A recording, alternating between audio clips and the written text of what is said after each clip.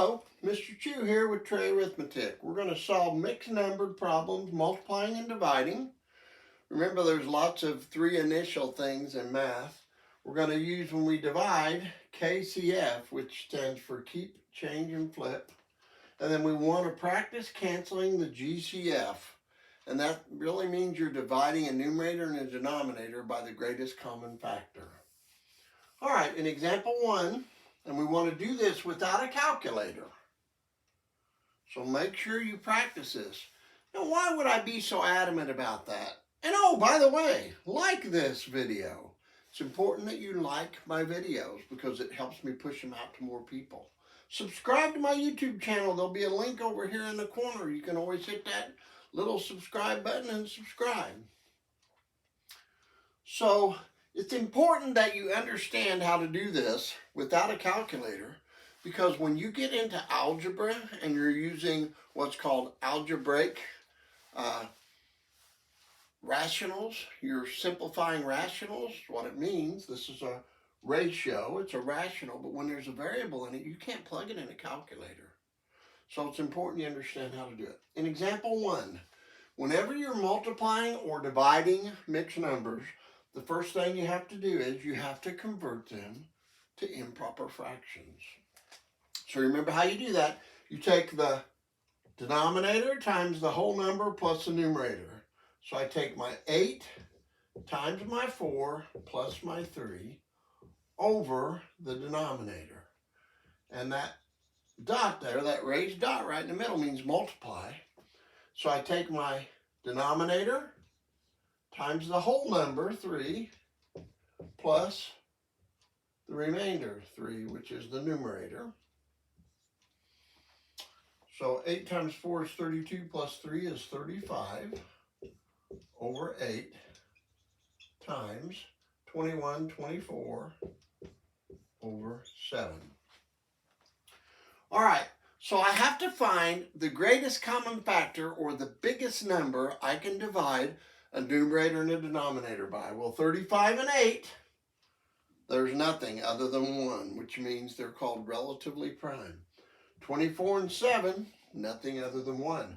Now let's look across the diagonal. What about 35 and 7? I can divide them both by 7, can't I? So 7 divided by 7, that's canceling out the greatest common factor. You get 1. 7 divided by 7 is 1. 35 divided by 7 is 5. So now we look across the other. I can divide them both by 2, but there's a bigger number. I can divide them both by 4, but there's a bigger number. I can divide them both by 8. And 8 is the GCF. 8 divided by 8 is 1. 24 divided by 8 is 3. So I have 5 times 3 over 1 times 1, which is 15 over 1, which equals 15. So it ended up being a whole number, and sometimes that does happen. Okay, so now you're saying, yeah, but I don't know how I got that. Well, here's your hint. A lot of times, if this is a small number, try it. But that's not always the case. So how do you find a GCF other than that? Well, there is a video that you can search GCF, greatest common factor, when you subscribe to my channel. All right, now let's look at example 2.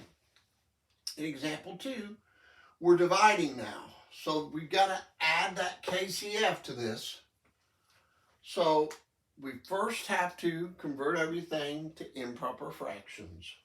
So I take my denominator 3 times my whole number 4 plus my numerator 2 all over 3, and we're dividing that by my denominator 6 times my whole number 2 plus my numerator 1 over 6. 3 times 4 is 12 plus 2, 14 over 3 divided by 12 plus 1 is 13 over 6. Now we're going to do what's called keep, change, flip. So we're going to keep it, change it, and flip it.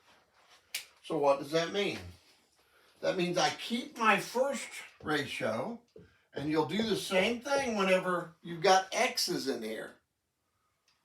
I change division to multiplication, and then I flip this or write the reciprocal. So instead of 13 over 6, I write 6 over 13. All right, now I'm to this point right here. So, is there anything I can divide 14 and 3 by that's common other than 1? No, they're called relatively prime. What about 6 and 13? No. So you got to always do a numerator and a denominator. So what about 14 and 13? No. Well, we're almost done because we only got one more. What about 3 and 6? Yes. You can divide 3 by 3 and 6 by 3. So GCF is 3. 3 divided by 3 is 1. 6 divided by 3 is 2. So you're going to multiply across. 14 times 2 over 1 times 13 is 28 over 13. So now I'm going to take my 13, divide it into 28. It goes 2 times. 2 times 13 is 26. I have a remainder of 2, so that equals 2 and 2/13. And there is my answer. So I have a couple challenge problems that I want you to try. Make sure you like this. If this is a helpful video, make sure you subscribe to my YouTube channel.